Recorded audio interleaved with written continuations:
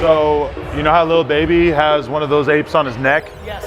If you want me to be like that for VeeFriends and to just have a fucking puffin on my face or something, like this little puffin, I got some real estate right here. I can see that being like a cool look. That would be a tremendous priority of mine. I'll talk to your whole team about it, yeah.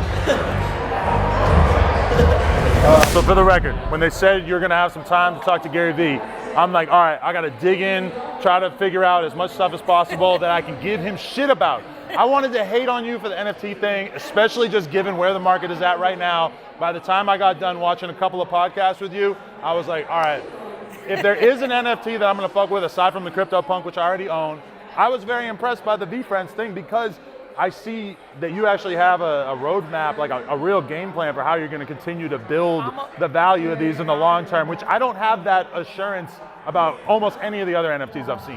Well, I'm sure if you did your homework, you start, to your point, you probably walked into some buzzsaws, which is in every fucking interview I gave for the entire last 15 months. I'm like, 99% of this shit is going to zero. You did say that, and I was 99% of this is going to zero. On the flip side, to your point, I'm also looking for people that look like me. I'm a 25 years in a row gangster operating fucking entrepreneur. This is what I do. I build actual businesses, period. It is what it is. You like it, you don't like it, it's the truth. I know how to fucking operate, which is why you felt that. And actually knowing you and knowing how you operate, it does kind of weird me out when I watch certain YouTube videos where they're talking about you like you're, I'm not gonna say any names, maybe these are some people that you know or have done business with, but there's some very, very scammy personalities. It's a whole identity these days to basically just be a huckster and just be selling some bullshit all the time. I don't feel like a lot of people on YouTube that I've seen give you a hard time really understand the depth of how much real business you've done. And I'm empathetic to that, to your point. Like, if you're out there, you have this, I have this, people have this. If you're out there, especially in today's society, you're gonna have, you know, shots fired at you. I'm empathetic when people decide to make shit and try to go at me, that they haven't spent 50 hours. Like, who the fuck am I to have somebody spend 50 hours to cross every T and I to realize, wait a minute, even though I have a lot of high energy and I might look the part to them, that under the hood, there's some real ass shit. Right. They weren't in a room where you and I were in 4 years ago where we spent 2 hours really talking about your operations. They don't know that part of me. Right. And honestly, I'm not like, my feelings don't get hurt. Right. Like the truth is always gonna win out. It's gonna be what it's gonna be. Right. Everybody who shit on Dwayne "The Rock" Johnson, that he couldn't go to Hollywood and make it, has to eat crow. Everybody who shit on Marky Mark when he tried to be Mark Wahlberg had to eat it. Did you buy in early on The Rock? What did you buy him at? What were shares going for at that time? I wasn't paying attention when he made that transition, but he's fucking, when I think about The Rock, Kevin Hart, and Ryan Reynolds, they all sit in this same shelf in my head, which is they're famous as fuck, but they work like such fucking dogs, and they're, you know, like, you know what I mean? Like, those guys are like actual entrepreneurs, comma, they have talents and other fame. Right, 100%. Okay, but so the big thing, like, especially these days. By the way, to give some flowers while I'm sitting with you. What? You're like, what, give it to me? For me or for you? For you. Early on, when we chopped up years ago and I was doing my homework, I'm like, man, this guy works. It's a very big part of my first pass-through whip test. Is somebody actually working, or are they trying to make something happen quick? Right. Just the amount of content, interviews, the way you interviewed, like the operations of the store, I'm like, oh, this guy fucking works. I hate to let you down though, like I felt like this is the year where I finally realized, like, okay, you've been doing this shit for a long ass time, you made a lot of fucking money, you can afford to take a week off here, a week there, going, you know, just in terms of just. By the way, that's not disappointing. That makes me proud of you. Right. But spending time with the kid makes you have to consider that shit, you know? Of course. A lot of things do. Family, a life event. You could lose an uncle and be like, and then you looked up to him and be like, fuck, I don't want to end up like that. Things happen. By the way, I take plenty of personal time. I go hard when I'm in it. When I'm on the field, I go hard. But, you know, that's not what I meant by work. I didn't mean, and I didn't know, and I don't even know right now, that you were going 19 hours every day, 7 days. It wasn't that. It was the amount of output you were putting out, and the interviews I watched, they were thoughtful. You weren't, even what you just said right now, even if you want to make it as a razz, you're like, let me go do a little work. And you put in work. A lot of people don't put in work, Adam. They don't. They put in a lot of work for a little while. And that's fine. Everybody's got different ambitions. Everybody can have their thing, but you put in work. I respect that. That is what it takes, for sure. Okay, but so how do you separate yourself in a world where I think we both agree that 99% of NFTs have basically turned out to be scams? You're almost not even seeing new ones at the same rate that you used to. How do you solve the ultimate question of this day and age, which is like, I'm in the NFT business, but I'm not a scammer, and I believe that this shit has long-term value? What are the most important things to communicate to the audience? I think, this is really interesting. I think most people try to convince, and I believe in just having conviction. Meaning, in 1998, when this the reason I knew it was gonna happen is because I saw it when I was a kid with internet stocks. Everybody was so hyped about the internet that every internet company was worth $1 trillion, and they sucked. And that's what happened here. The NFT thing's gonna happen. But in the gold rush of the first year, there's a lot of that greed and bullshit. Right. What happened in 98, 99, 2000 was PayPal, Amazon, and eBay, they just fucking worked. They just made real companies, they just waited, they ate their shit. They were patient. They, you know, I'm sure they got called, I'm sure Jeff Bezos to his face was said, you're a scam and a fad, because all these internet stocks just crashed. He in his mind said, I don't think so, let me go to work, I'll see you in 2010. For the 1% to 2% out there right now that really believe they're building something meaningful and they're getting caught up in the muckery, they gotta shut their mouth, put their fucking helmet on, go to work, and pop up in 2037 and say, I told you. You do not know how to build a business around the intellectual property, you have no shot. And a lot of that has to do with real life access, has to do with events, has to do with virtual access. To your point, I'm going more of a Pokemon, Transformers, G.I. Joe, My Little Pony route. Yeah. But there's a lot of ways to use the blockchain. Most people don't even understand the blockchain yet. They don't really understand what's actually happening. And you know, I think this is a great conversation. I'll be honest with you, I'm relieved that we're finally in this chapter. The last 15 months have been anxious to me because I knew that this was gonna happen. And as much as the content as I put out, to your point, it's, people didn't hear that part. So is this almost a relief? Seeing the market sort of cleanse itself of all this bullshit? You always want the market to be healthy, and the market is never healthy when it's overvaluated or grossly undervaluated. And overvaluated is even more scary because people that buy lottery tickets are the same people that look into these projects. There's a desperation. There's a, I like a quick buck. There's a, it's too good to be true.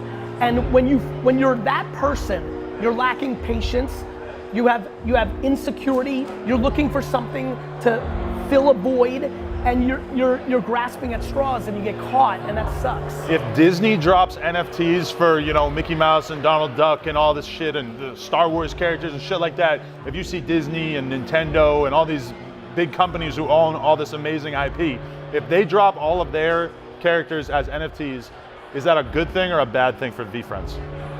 It's not an if, it's a when. It's a non-event for VeeFriends. Meaning, to your point, I already know it's a when. I don't need Disney or Nintendo or Pokemon's validation.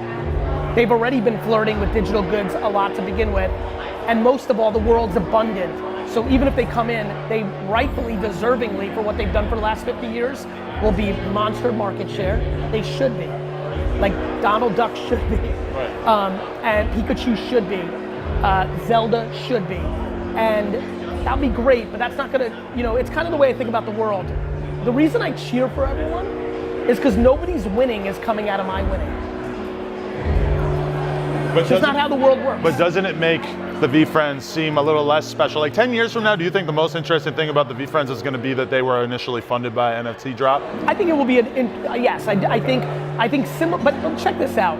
Yes and no. For example, I don't know if everybody here thinks the most interesting thing about Transformers and He-Man is that they started as cartoons after school. I think it's interesting because I'm a business nerd. I realized in the 80s, after school television created a bunch of big IPs. You know, for me it will be. To rescind my answer, probably not. If for business people that are being thoughtful, it will be. But, you know, for me, again, if I do what I need to do, it's gonna be irrelevant of anything else that's happening, because people are gonna give a fuck about Empathy Elephant or Patient Panda because I made them, not because of the timing or it was NFTs, and I plan on doing that. If in 20 years the GaryVee factor seems like it's not that big a deal, that's a great thing for the IP, right? By the way, that's my preference.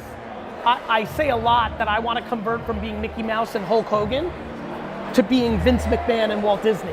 There's a lot of shit that I want to say to the world, but I recognize that GaryVee, me, I'm limited.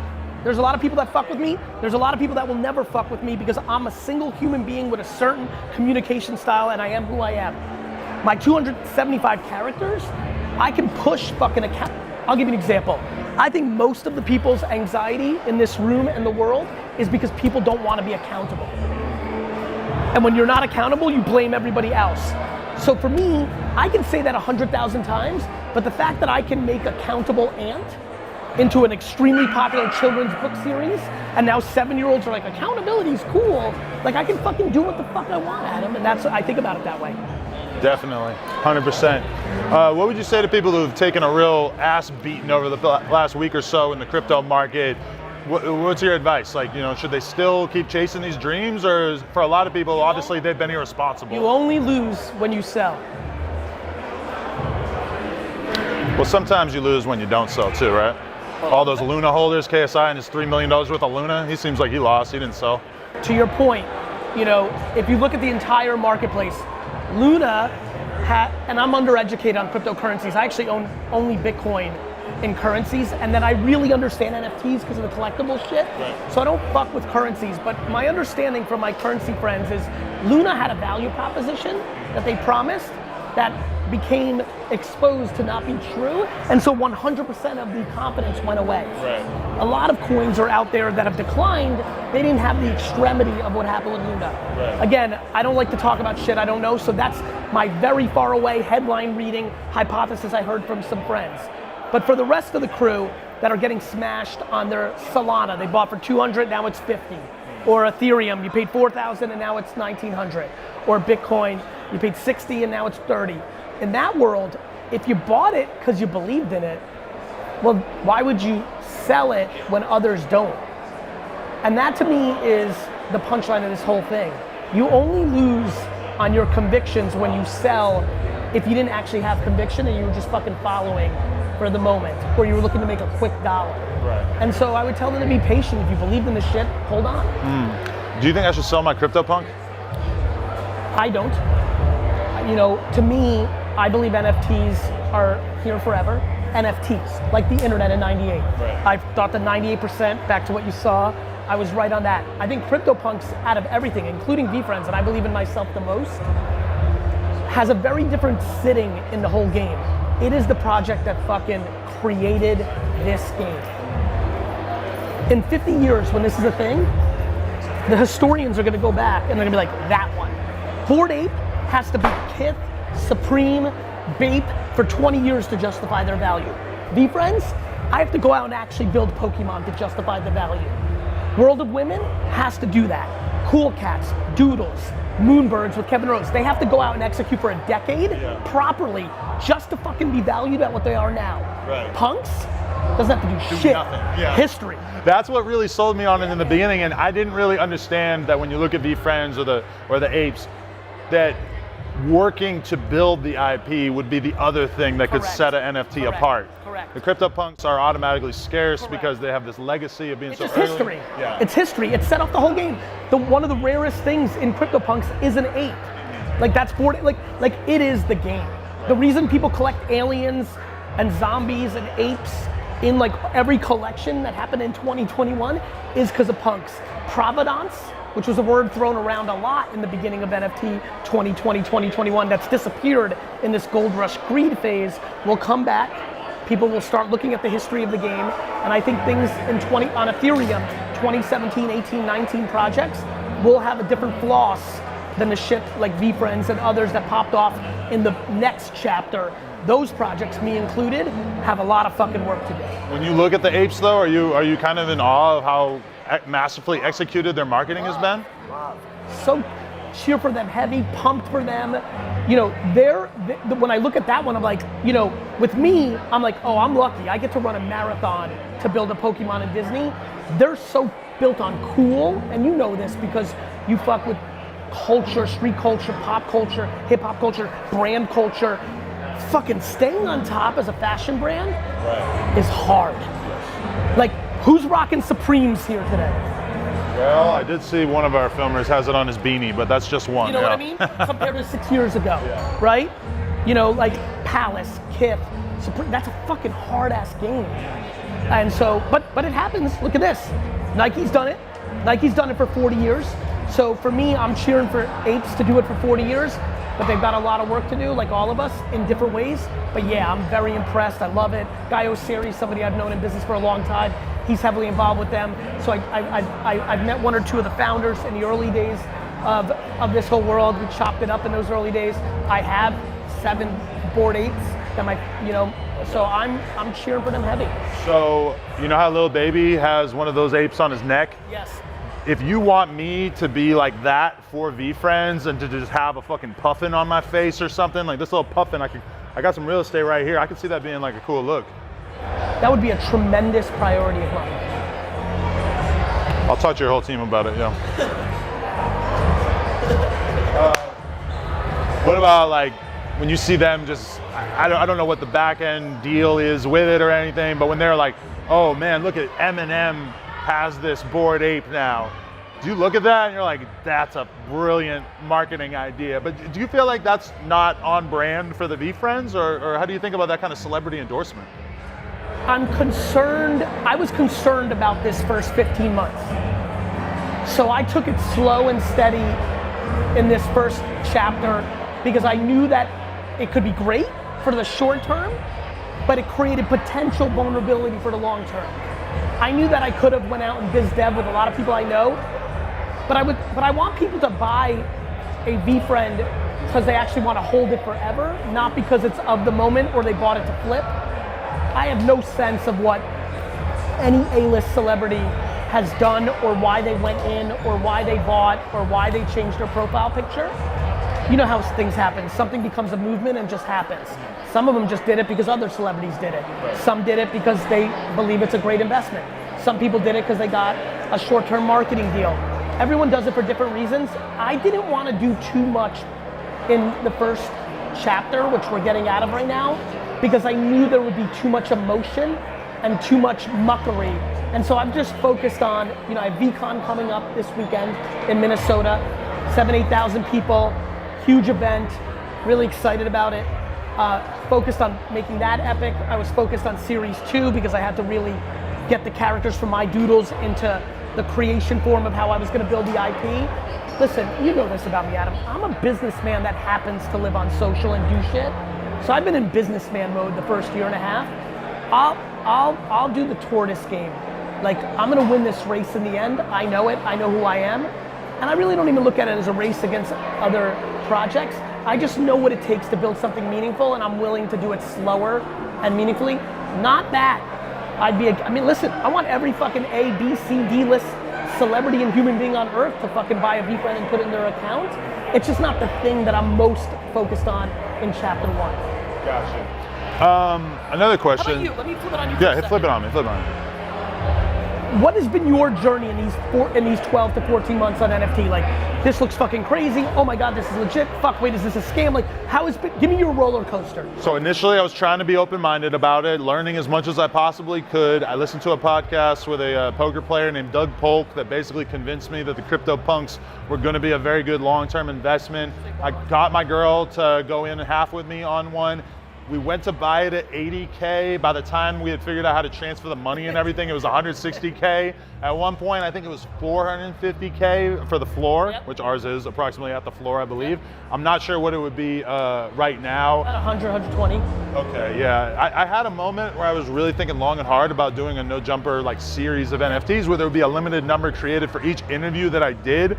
I ended up running into the problem of like, I don't own any of these people's likenesses, and it would be like unspeakably difficult to get permission to use, especially for interviews that I've done 5-6 years ago. You know, am I gonna get permission to use Lil Peep's face for 5 NFTs? It just didn't really make sense to me. looking at it now, I am also concerned, like, wow, that would be tough to convince the world that I was on the up and up in that regard. But you know, I'm not closing the door on it by any means. I still think that there's definitely technology that's important there. I'm just extremely skeptical of like most of what people are putting out there. It makes sense, right? Like if you look at influencers, if you look at social media accounts, YouTube channels, internet stocks, like most things aren't good. That's how the world actually works, right? But when there's a brand new technology, everyone always gets, this is just textbook. Happened in social networks.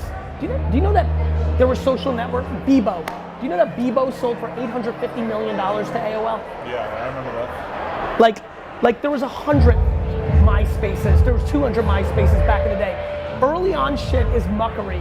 That's why this worked out. And this one had a lot of money being thrown around because of the crypto craze. So I think we're in a better spot now. I'm excited about that. I think it's gonna be a lot healthier this next year. People are gonna be more thoughtful. They're gonna wanna know who the fuck's running the project. Are they capable? Everyone's like, what's the roadmap? People would say, we're gonna do this, this, and this. I was like, do you think they can do that? That's like pitch decks for startups. I met thousands of people in the last decade who are like, here's what my company's gonna do. And I had to say, I don't think you can do that. Right. I'm not gonna write you a check. But isn't that a terrible part of being an entrepreneur, or being, especially like somebody like you, who people want you to invest in their projects, that at a certain part, your job kind of becomes just saying no to people over and over and over, more so than you're saying yes, because there's a lot more bad ideas than there are good ideas. Well, it sucks, but you actually start to realize you're doing people a service. When I say no, I'm not like a dick. I'm not like, yo, your shit sucks, get the fuck out of my office. I'm like, hey, I'm concerned about this. Your customer acquisition plan's wrong. Right. Facebook ads have changed. You're gonna get caught there. Have you thought about this? Do you know that this guy's doing that over there? Like, I try to give constructive thought processes to my why. And I've had a lot of entrepreneurs over the decade reach out to me and be like, yo, your meeting where you broke my shit down, I went back home and re-fucking did it, and you fucking helped me. So I'm proud. I prefer to say yes. I don't like negativity. So like, I prefer to, but you're scared to lose your own money. You're not just real life. And number two, along the way, I realized me giving people rationale to why no was actually incredibly valuable, sometimes more valuable than when I used to write checks and kind of sit on my shit. Right. And then they actually happen to be like, fuck, why didn't I, you know? Right. You mature along the way on how to give candorous, kind feedback to your no. Right. Is there anything in this space that we're talking about that NFTs and all that you've missed out on, that you look back on and you're like, geez, I wish I was a little bit more open-minded on that one? No, because I'm very heavy in early stages into yes and willing to lose for the education, because I always play with time and money that I'm willing to lose. Most people a lot of people in gold rushes play with money they can't afford to lose because they're convinced they're gonna 10x, 100x, 50x. And so I'm incredibly thoughtful about the money I'm gonna play with. And then other people, they hold up their time as valuable when their time's not valuable. Like, I'm willing to spend the time to work, I'm willing to spend the money to learn, and I'm willing to deal with everything going to zero if it doesn't pop off. So the answer is no, I don't have that regret, because anything I've been even somewhat curious about, I've bought. I like it. That's why I think I'm gonna become a VeeFriends guy regardless of the face tattoo idea. But what about the face tattoo idea? The face tattoo idea is still on the table for sure, yeah. And I don't charge a lot either. I'm a cheap fuck. Is it low? It's low, for the low. There's like a friend's. Let me ask you this. Yes. We just seen a big indictment come down, Young Thug, Gunna, etc., all getting locked up. We're seeing a situation in which, people who probably came up in the street to whatever extent end up making millions of dollars and end up in a situation where, from my perspective, it looks like this was a kind of exceedingly easy case for the government to make against them at some point. Now, with you, I know you've probably seen quite a few people over the years that start building an impressive business, but then they're still maybe a little too tapped in with the streets or doing some illegal shit on the side. What would be your advice to anybody who immediately just starts bringing in this huge amount of money as an entertainer or whatever, and needs to really separate themselves from stuff that could get them thrown in prison? It's a real, and you know this, if it was a black and white answer, it'd be so easy. There's not a human on earth that doesn't understand that on paper, you want to get away from anything that creates a vulnerability. Here's the problem. And this is when I tell you I have zero knowledge of anything with the Rico stuff, especially, I mean, talk about a crusher for me. Like my deep love for Gunna is off the charts, and I'm a huge fan of Thug. I don't know him, but you know, the reality is that for a lot of people, and I see it with immigrant life, your friends, your family, they're still living life. You might have popped off, but you've got a humongous community that you came up with. And to like, everyone who doesn't know anything about how people that come up from little to make a lot, it's very easy for them to pontificate in their chair at home and be like, why don't they separate, right? These are your cousins, your aunts, your best friend, somebody that helped you out of a fucking tough situation. It's incredibly challenging and a complex situation. When I say I'm desperate, I'm desperately hoping that they're not in a bad spot. It's been a really tough week for that whole like scene between that and Keed. It's just been like, it's like, I feel incredibly emotional for people that are in the inner circles with that crew, because this must be one of the toughest weeks of their life. That's a fact, yeah. The Keed thing coming on the heels of the indictment is fucking crazy. I guess last question, we are at a weed convention. How many businesses in the cannabis space are you involved with, and where do you think that the real opportunities and growth are in this space? So I'm a large investor in a company called Green Street that is run by Rama. That's why I'm here, that's what this is all about.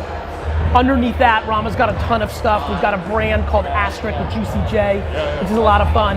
To be transparent, I'm a non-operating partner in Green Street, so I'm not even sure how many things Rama has going on. I'm more the money, and I'm there for the backbone anytime. The space overall is super interesting. I grew up in the liquor business, which is regulated state by state. So when cannabis started getting legalized, and when I could see the country was finally ready to get over the hoop on it, I was like, okay, this is something I want to learn. So I'm still in the learning phase.